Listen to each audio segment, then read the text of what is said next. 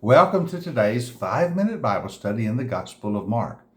We're still in Mark chapter 7. Today we start reading at verse 24. Now Jesus has just finished his conversation and his conflict with the Pharisees. You remember it had started when the Pharisees criticized Jesus' disciples for not following the traditions of the elders. And Jesus said to them, "You make your tradition more important than even the Word of God." And that's a dangerous place to be. Well, after this conversation, it says Jesus leaves the area. Verse 24. So Jesus left that place and went to the vicinity of Tyre. Now, Tyre, of course, is a city on the Phoenician coast, what is today the area called Lebanon. Now, what's interesting is that Jesus is going into a primarily Gentile area. He's leaving Jewish territory and going to a Gentile area. Now, this is the second time in the Gospel of Mark where we've seen Jesus travel into a Gentile area. We saw it back in chapter 5 when he crossed over the Sea of Galilee to the region of the Gerasenes.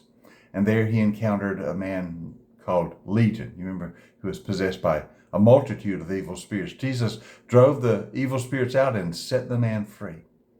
And now he's traveling to another Gentile area in Tyre, and he's going to encounter a similar situation, someone in need of being set free from a demonic spirit, an evil spirit. So let's read what happens when Jesus gets to Tyre. So Jesus left that place and went to the vicinity of Tyre. He entered a house and did not want anyone to know it, yet he could not keep his presence a secret.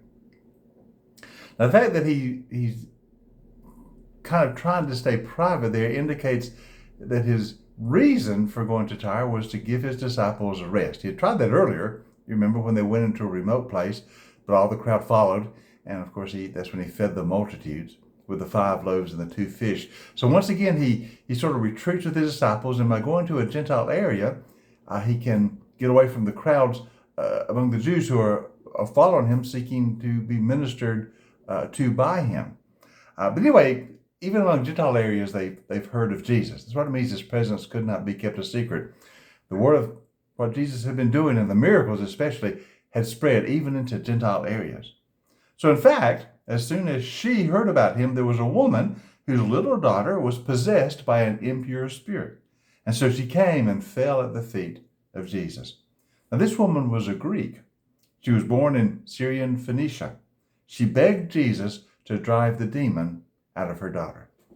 Now this is a Gentile woman. She's not Jewish. She's not of the people of God. She's a Gentile woman. She lives among pagan people. We're told she is a Greek. She's grown up in this area of Phoenicia, which is filled with idolatry. And yet she's heard about Jesus. And she knows that the power of God is at work in him. Even a Gentile has been able to see that the God in Israel, he is truly God. And this Jesus is at very least a prophet of the true God. She's come to realize all of that. So she comes and begs Jesus to drive the demon from her daughter. She's heard Jesus has done this sort of thing before, and indeed he had. Even his disciples have done this sort of thing. Remember when he sent them out 2 by 2, they freed people who were possessed by demonic spirits or evil spirits. So she knows Jesus has the power of God, the power of the God of Israel, who is the true God. Jesus has the power of God to set people free from demonic control. Her daughter is in that kind of control, and she sees here a hope. Maybe this Jewish prophet will help her, even though she's a Gentile, maybe he'll help her and set her daughter free. And so she comes and begs Jesus to set her daughter free. And Jesus responds in an interesting way. He says, "First, let the children eat what they want. It is not right to take the children's bread and toss it to the dogs." We're rather shocked by Jesus' answer. Now, it is true that in this day and time, many in the Jewish community considered Gentiles to be nothing better than dogs. Children of Israel are the children of God, and the Gentiles, these pagans, they consider to be no better than dogs. And this woman knows that Jews typically feel that way about Gentiles. But we don't expect. Jesus said, I think what's happening here is Jesus is testing her. He's using what is a common idiom among the Jewish people, and she knows that, to see if she really has faith in him that he will help her. He's going to help her. We know that. We know the story. But I think he's kind of pushing her to see, do you really have faith? Do you really have faith? And she does. She says, Lord, even the dogs under the table eat the children's crumbs. And Jesus tells her, for such a reply, you may go. The demon has left your daughter. So she went home and she found her child lying on the bed. The demon was gone.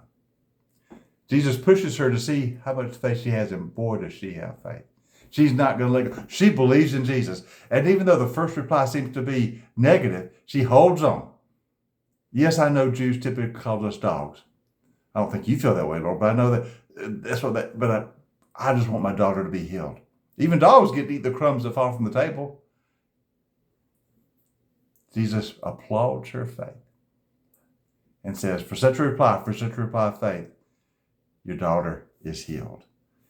And when she gets home, believing it is so, her daughter is freed from possession and her daughter is whole. You see, faith is that faith that holds onto Jesus and won't let go. And here we have a Gentile woman looked down upon by Jews, called names by Jews, most Jews, but yet she has great faith. And she holds on until she receives from God what she so desperately needs. That's the kind of faith we need to have, a faith that gets a hold of Jesus and never lets go. Because only he can help us. Only he can set us free. Only he can save us. This Gentile woman realized that. And she was going to hold on to Jesus until she received what she needed. And she did. Join us tomorrow as we continue our 5-minute Bible study in the Gospel of Mark.